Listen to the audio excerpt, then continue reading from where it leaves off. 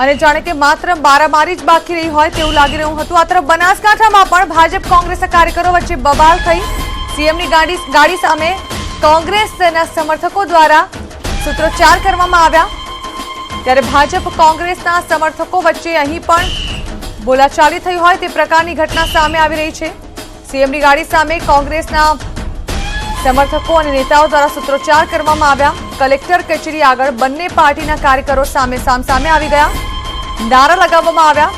પરબત પટેલની ગાડી આગળ કોંગ્રેસ કાર્યકરોએ નારા લગાવ્યા તો કોંગ્રેસ ઉમેદવાર પરથી ભટોળે હાથ જોડી કાર્યકરોને શાંત કર્યા।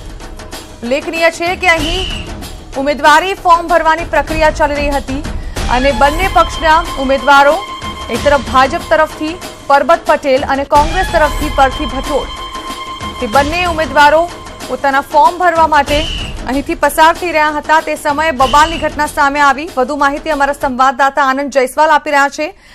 આનંદ, અહીં સમર્થકો વચ્ચે બોલાચાલી અને બબાલની ઘટના સામે આવી રહી છે। જાણવા માંગીશું બન્યું શું હતું અને હાલ શું છે ત્યાં પરિસ્થિતિ? જી જણાવ બનાસકાંઠા જિલ્લામાં આજે ફોર્મ ભરવાનો અંતિમ દિવસ હતો। આજે બંને પાર્ટીના ઉમેદવારો કોંગ્રેસ અને ભાજપના બંને પાર્ટીના ઉમેદવારો આજે ફોર્મ ભરવાના અંતિમ દિવસે ફોર્મ ભરવા માટે આવ્યા હતા। જેમાં જે ભાજપનું ફોર્મ હતું પરબતભાઈ પટેલ જે ભાજપના ઉમેદવાર હતા તેઓ પણ તેમના સમર્થકો સાથે આવ્યા હતા અને સાથે વિજય રૂપાણી ગુજરાતના મુખ્યમંત્રી પણ તેઓની સાથે ફોર્મ ભરવા માટે તેમની સાથે આવ્યા હતા। પરંતુ જયારે ભાજપના ઉમેદવારો જયારે ફોર્મ ભરીને પરત ગયા ત્યારે કોંગ્રેસના જે સમર્થકો સાથે સામે આવી ગયા હતા અને બંને સીએમની ગાડી રોકીને કોંગ્રેસના કાર્યકર્તાઓએ ચોકીદાર છો હેઠળ નારા લગાવ્યા હતા। હંગામો થતા હાલમાં પરિસ્થિતિ તંગ થઈ ગઈ હતી। પોલીસમાં તાત્કાલિક જે સમર્થકોને શાંત પાડવાનો પ્રયાસ કર્યો હતો પરંતુ તેમ છતાં બંને પાર્ટીના જે સમર્થકો હતા સામે આવી ગયા હતા। બંને એકબીજા સામે નારાઓ લગાવ્યા હતા। બાદમાં જયારે કોંગ્રેસના ઉમેદવાર હતા પરથી ભટોળ તેઓએ લોકોને શાંત પાડ્યા હતા। હાથ જોડીને બંને વિનંતી કરવા બાદમાં જે સમર્થકો શાંત પડ્યા હતા ને બાદમાં સીએમ રવાના થયા હતા। જી બિલકુલ, જે પ્રકારે એવા પણ સમાચારો મળ્યા હતા કે ભાજપના કાર્યકર્તાઓ જે છે ભાજપની જે ગાડી પસાર થઈ રહી હતી પરબત પટેલની તે સમયે કોંગ્રેસના કાર્યકર્તાઓ દ્વારા નારેબાજી કરવામાં આવી હતી। ત્યારબાદ પરથી ભટોળે હાથ જોડી કાર્યકર્તાઓને શાંત રહેવા અપીલ કરી હતી। આનંદ, જી ચોક્કસ બંને પાર્ટીના કાર્યકર્તાઓ બંને ઉમેદવારો જે હતા સામે આવી ગયા હતા। પરથી ભટોળને આ બાજુ ભાજપના ઉમેદવાર પરબતભાઈ પટેલની ગાડી પણ સામે આવી ગઈ હતી કલેક્ટર કચેરી આગળ, જેના કારણે બંને ઉમેદવારોના જે સમર્થકો હતા સામે નારાબાજી કરતા હંગામો થતા પરિસ્થિતિ તંગ બની ગઈ હતી। જોકે પરથીભાઈ ભટોળે કોંગ્રેસના જે ઉમેદવાર છે તેઓએ હાથ જોડી કાર્યકરોને શાંત પાડ્યા હતા અને બાદમાં બંને રવાના થયા હતા ઉમેદવારો। જી બિલકુલ, ત્યારબાદ આ પરિસ્થિતિ થાળે પડી ગઈ હતી। આનંદ, હા ચોક્કસ, હાલમાં પરિસ્થિતિ થાળે પડી ગઈ છે। ભાજપના જે ઉમેદવાર હતા તે રવાના થયા છે અને કોંગ્રેસના ઉમેદવાર જે છે તે હાલમાં કલેક્ટર કચેરીમાં ફોર્મ ભરવા માટે તેમના સમર્થકો સાથે ગયા છે। જી બિલકુલ આનંદ, આભાર। તો સુરત બાદ બનાસકાંઠામાં પણ કંઈક આ જ પ્રકારના દ્રશ્યો જોવા મળ્યા જ્યાં ભાજપના ઉમેદવારની ગાડી પસાર થઈ રહી હતી પરબત પટેલની, ત્યારે કોંગ્રેસના કાર્યકર્તાઓ નારેબાજી કરવા લાગ્યા હતા। જોકે ત્યારબાદ પરથી ભટોળ દ્વારા કાર્યકરોને શાંત રહેવા માટે અપીલ કરવામાં આવી હતી। થોડી ઘણી બબાલ બાદ આખરે બંને પક્ષના કાર્યકર્તાઓ શાંત પડ્યા હતા અને પરિસ્થિતિ થાળે પડી હતી।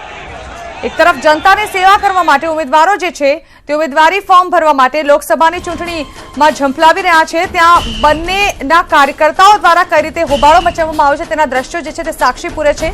એક તરફ સુરતના દ્રશ્યો આપણે બતાવી રહ્યા છીએ જ્યાં ભાજપ અને કોંગ્રેસ બંનેના ઉમેદવાર કોંગ્રેસ તરફથી અશોકભાઈ અને ભાજપ તરફથી દર્શનાબેન જરદોશ જ્યારે ઉમેદવારી ફોર્મ ભરવા માટે કલેક્ટર કચેરીએ પહોંચ્યા હતા ત્યારે ખૂબ જ મોટી સંખ્યામાં તેમના સમર્થકો પણ તેમની સાથે જોડાયા હતા। આ સમર્થકો જ્યારે બહાર ઉભા નારેબાજી કરી રહ્યા હતા ત્યારે નારેબાજી કરતા તેઓ એકબીજાના પક્ષના વિરુદ્ધમાં સૂત્રોચ્ચાર કરવા લાગ્યા હતા, એકબીજા પર આક્ષેપો કરવા લાગ્યા હતા। મામલો ધીમે ધીમે વણસ્યો હતો। કાર્યકર્તાઓ ઝપાઝપી સુધી પહોંચી ગયા હતા અને ત્યારબાદ પોલીસે ઘટના પર સ્થળે પહોંચી પરિસ્થિતિ થાળે પાડવાનો પ્રયત્ન કર્યો હતો। ત્યારબાદ અમે બીજા દ્રશ્યો આપણે બતાવી રહ્યા છીએ બનાસકાંઠાના કે જ્યાં પરબત પટેલની ગાડી આગળ કોંગ્રેસના કાર્યકર્તાઓ દ્વારા નારેબાજી કરવામાં આવી હતી ત્યારે પરથી ભટોળ દ્વારા કાર્યકરોને શાંત રહેવા માટે અપીલ કરવામાં આવી હતી। જોકે થોડા સમય માટે ભાજપ અને કોંગ્રેસના કાર્યકર્તાઓ એકબીજા સામે આવી ગયા હતા અને આક્ષેપબાજી કરવા લાગ્યા હતા। અત્યારે જ્યારે ફોર્મ ભરવા માટે દર્શનાબેન અમે બધા સાથે આવ્યા અને ત્યારે બાજુમાંથી કોંગ્રેસની ગાડી પણ પસાર થઈ. તેમાં મહિલાઓની ઉપર એ લોકોએ જોર જુલમ કર્યો, ગાળાગાળી કરી અને એક મહિલાને તો મારામારી પણ કરી છે. આ એ લોકોનું અસભ્ય વર્તન છે ને અમે ભાજપની મહિલાઓ આ બિલકુલ પણ સાખી લેવાના નથી. ફોર્મ ભરવા માટે કોંગ્રેસની અને ભાજપની રેલી હતી તો કોંગ્રેસના કાર્યકર્તાને જિલ્લા સદા સેવનથી ઘણા મીટરે ઉભા રાખવામાં આવે અને શિસ્તબદ્ધ બધા કાર્યકર્તા એમના વ્હીકલ લઈને ઉભા રહ્યા, કારણ કે નીતિ નિયમો ચૂંટણી પક્ષના માનવા પડે અમે માનીએ છીએ. થોડી જ વારમાં કોંગ્રેસની રેલી આવી, એના કાર્યકર્તાના બધા જ વ્હીકલ જિલ્લા સેવા સદનમાં જવા માંડ્યા. તો એવો અન્યાય શા માટે? અગર અમારા રોક્યા તો એમના બી રોકો. એમાં ભાઈઓ યુવા મોરચાના છોકરા કોંગ્રેસ અને ભાજપના સામસામે આવ્યા. એમાં કઈ કોંગ્રેસની મહિલા મોરચાની કાર્યકર્તાએ અમારા યુવા મોરચાના પ્રમુખને હાથ ઉપાડ્યો, તો એનો શું અધિકાર હાથ ઉપાડવાનો? ભાજપ ભારતીય જનતા પાર્ટી નથી, ભારતીય બલાત્કારી પાર્ટી છે.